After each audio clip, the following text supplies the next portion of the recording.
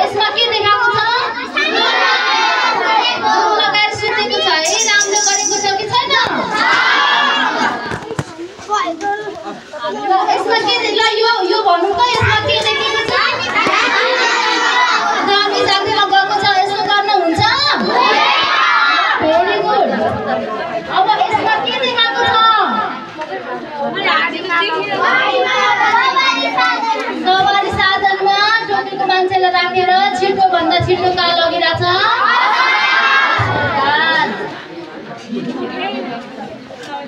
ल यति नै हो।